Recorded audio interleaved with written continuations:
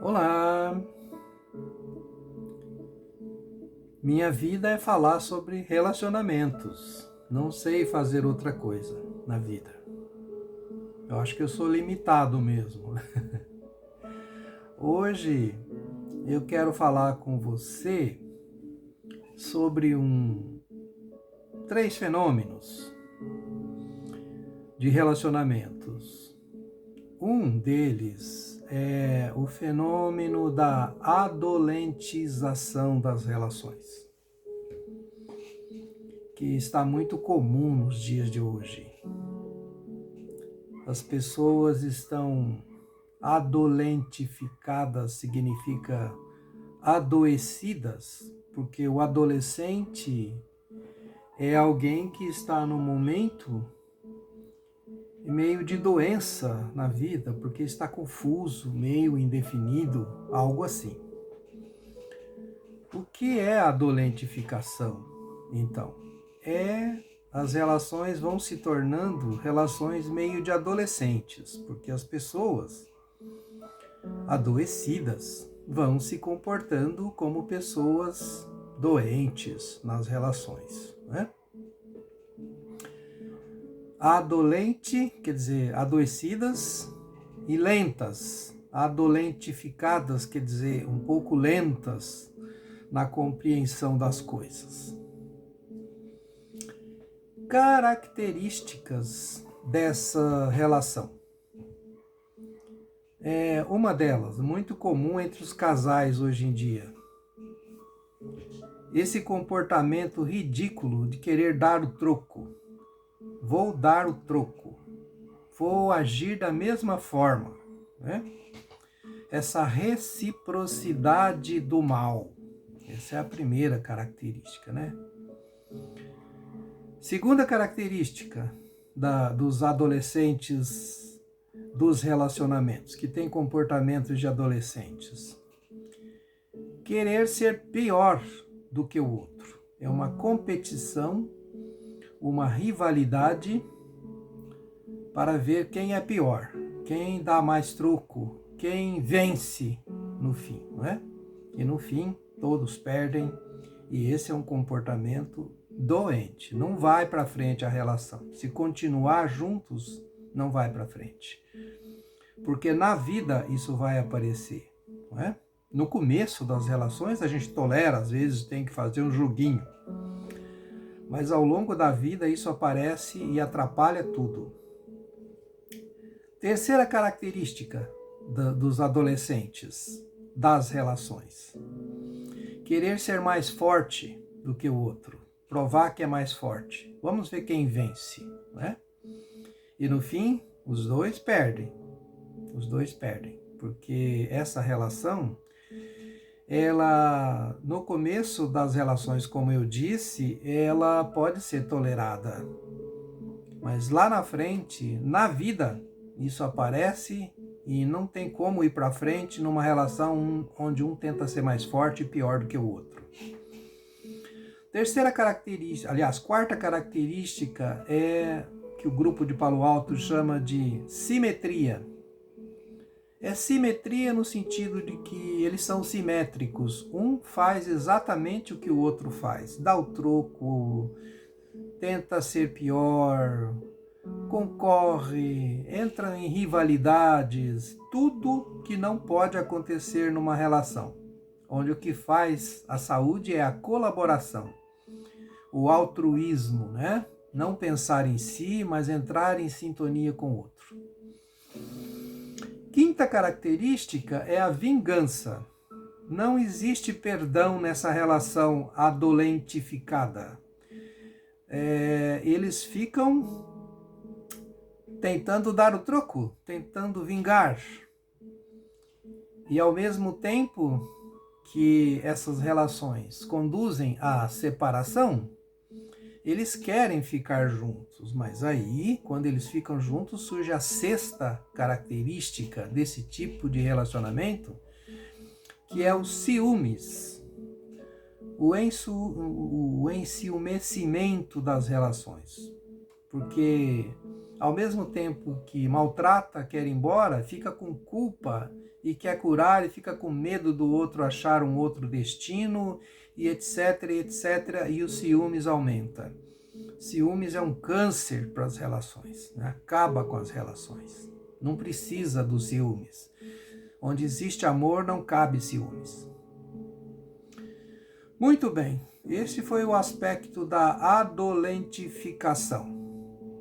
Vamos falar então da adultificação, que é a vida nas relações adultas, normais e boas, nas relações que vão para frente, que frutificam. Relação de gente grande, de gente normal, de cabeça boa.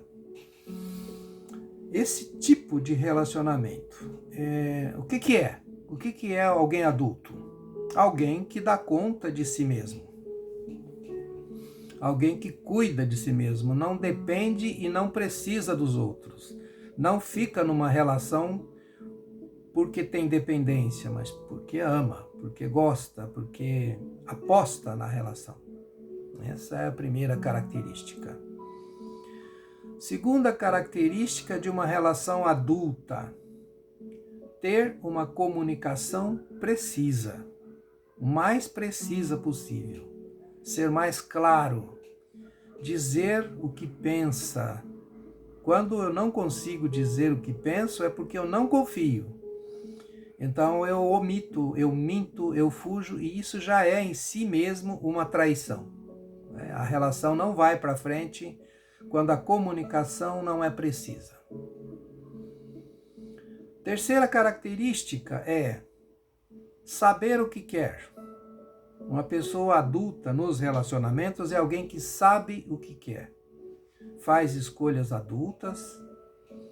Então, essa relação ela tem mais chance de ir para frente, porque aí vem a quarta característica, que é saber fazer escolhas. O amor é uma escolha em certa medida, não é?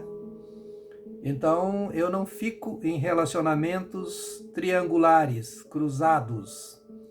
Eu faço escolha, eu decido, eu comunico, eu falo, enfim, não fico em cima do muro, né? Essas relações, elas são caracterizadas, aí tem uma caracterização, um jeito de como essas relações funcionam. Vamos falar um pouco das características dessas relações adultas.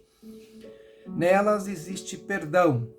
As pessoas perdoam porque são adultas, sabem que os outros erram, que os equívocos existem, né? Então é mais fácil, porque mesmo que exista erro, existe também entre os adultos uma certa... Você perdoa, você concorda mais com o outro, né? Segunda característica, não competir. Não querer ser melhor ou pior do que o outro. Não existe essa competição. Pelo contrário, existe colaboração. Colaboração é o contrário de competição, né? Não tem medida de força. As pessoas não ficam medindo forças. Deixa eu ver quem vai render primeiro. Eu estou em silêncio, vamos ver se ele fala primeiro. Eu não vou falar. Então essas relações são relações de medidas de força. Jogos de poder. Relações de adolescentes, adolentificadas, como eu disse no começo, né? Terceira característica é o que o grupo de Palo Alto chama de complementariedade. No item anterior existia simetria. Simetria é o contrário de complementariedade. Aqui existe complementaridade, um complementa o outro. Se eu falho em alguma coisa, o outro me ajuda, e vice-versa, né? Quarta coisa, não existe vingatividade, porque se existe perdão, eu não tenho que vingar do outro, eu não tenho que ser pior do que o outro vingando o que ele me fez. E, finalmente, a quinta característica é que não existe ciúmes, porque existe transparência, a comunicação existe. E onde existe comunicação clara, existe terapia, autoterapia. Não precisa de psicólogos quando existe uma boa comunicação na relação. Na verdade, as terapias é para ajudar as pessoas a se comunicarem bem. Finalmente, eu vou entrar na terceira parte desse vídeo, que vai ficar um pouco longo, mas que é a questão da senhorização das relações. O que é senhorização? Senhorizar-se é quando alguém quer ser o sábio da relação, o terapeuta da relação, não é? Ele acha que ele tem mais juízo. Essa mulher não tem juízo. Esse homem é um enjuizado. Esse é um bêbado. Segunda característica da senhorização. Quando um quer ser pai e cuidar do outro, ou mãe, né? Ser mãe. Não, eu sei mais. Então fica aquela coisa de achar-se superior ao outro, né? Isso é muito ruim, porque a relação fica desequilibrada. Um fica criança, outro fica adulto, né? A terceira característica da senhorização é quando um quer ser terapeuta do outro. Isso e trata um outro como doente, como mentiroso, como ciumento, né? Um é normal, se acha normal, e frequentemente o parceiro também se acha normal e trata o outro como doente, e fica esse joguinho de quem é normal, quem é doente. Segunda característica e as consequências, né, dessas características anteriores, eu acho que são mais consequências que numa relação senhorizada, onde um é chefe, terapeuta, pai ou mãe, ou ajuizado, nesta relação, acaba a sexualidade. Não existe, a sexualidade morre, ela não resiste isto. Porque um se torna pai, torna mãe e a relação se torna incestuosa. Um não aguenta mais o outro, porque relação de filho com mãe, de filho com pai e vice-versa, a relação de criança com adulto, isso é péssimo. Bom, isso acontece frequentemente onde? Acontece muito frequentemente em 4 situações ou 3 situações onde existem relação entre crentes e não crentes, no sentido religioso. Entre os evangélicos, existe muito isso. Quando existe diferença de idade muito grande, um é o pai, o outro é a criança. Se eu entro num relacionamento, eu tenho que entrar de igual para igual. Senão a coisa não funciona. Eu não escolho muito bem isso, mas quando a diferença é muito gritante, a coisa não funciona. Finalmente, isso acontece entre os machistas, quando um quer se tornar o superior, o senhor de tudo, mandar em tudo. De qualquer forma, para a gente concluir a nossa fala, para a gente concluir aqui a nossa fala, não existe vítima, em nenhuma das situações, um não é vítima do outro, nem é pior, nem é melhor. Não existe vítima, os dois estão no mesmo nível. Não existe vítima porque houve a escolha. Tanto aquele que é o menor, que é o defeituoso, que é o pai, existiu uma escolha. Então ele não é vítima, ele está onde ele se colocou, e se ele está onde ele se colocou, ali ele tem que florescer, ali ele tem que crescer, ali ele tem que equilibrar para que a coisa flua. E a última e a mais importante de todas as observações desse vídeo: precisa de existir comunicação. Onde existe comunicação, as coisas se resolvem e se equilibram por si mesmas. Onde existe comunicação, existirá saúde. Não existirá necessidade de você buscar ajuda fora. Não existirá necessidade nem de terapia, né? Onde existe comunicação, existe saúde mental, existe equilíbrio, existe possibilidade de evolução. Ok? Meu nome é José Carlos Vitor Gomes, eu sou psicoterapeuta, especialista em família e casais, 43 anos estudando isso, só sei falar sobre essas coisas, né?